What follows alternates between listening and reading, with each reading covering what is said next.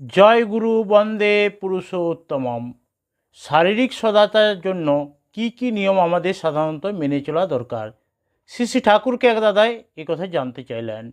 শ্রী শ্রী ঠাকুর বললেন, যেমন প্রস্রাব করে জল না, নাকে মুখে আঙ্গুল দিয়ে হাত ধুয়ে ফেলা, পরের ব্যবহৃত জিনিস যথা জামাকাপড়, গামছা, বিছানা ইত্যাদি ব্যবহার না করা, পায়খানা করে খুব ভালো করে শৌচাদি করা, ব্যবহারের জিনিসগুলো সবসময় পরিষ্কার পরিচ্ছন্ন রাখা, অসুখ বিসুখ হলে রোগের সংক্রমণ যাতে না হতে পারে এমনভাবে চলা, অন্যের এঁটো না খাওয়া, এক পাতে অনেকে না খাওয়া, কোনো ফল টল খেতে গেলে ধুয়ে খাওয়া, বাসনপত্র ভালো মাটি দিয়ে ভালো করে মাজা, ঋতুময়ী মায়েদের শুদ্ধাচারে চলা, বিশেষ ছোঁয়া নাড়া না করা, রেস্টুরেন্টে চা ইত্যাদি না খাওয়ানোর খাবার যথাসম্ভব বাদ দিয়ে চলা, বাইরে থেকে এসে হাত পা ধুয়ে ঘরে প্রবেশ করা, বাসি কাপড়ে খাদ্যদ্রব্যাদি স্পর্শ না করা, রান্নাঘরে না ঢোকা, আলগা করে জল খাওয়া,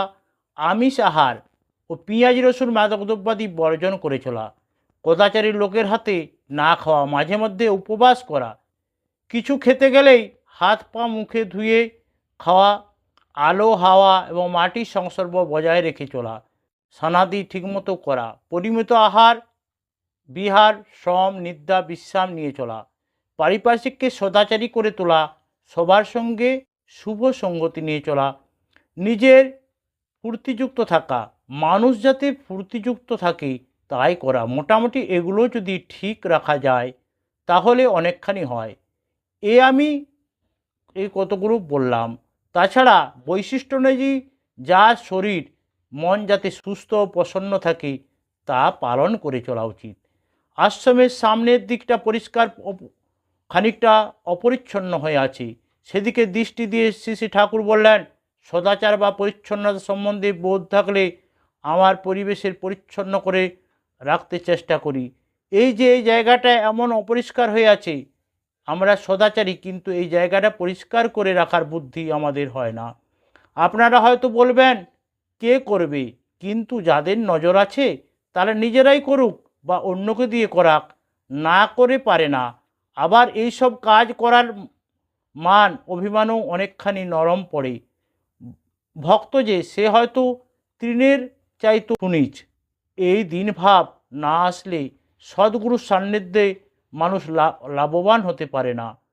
আমাকে অনেক সময় অনেককে জিজ্ঞাসা করে, ঠাকুর আপনি বিভিন্ন কাজের দায়িত্ব খুঁটিনাটি করে ভাগ করে দেন না কেন?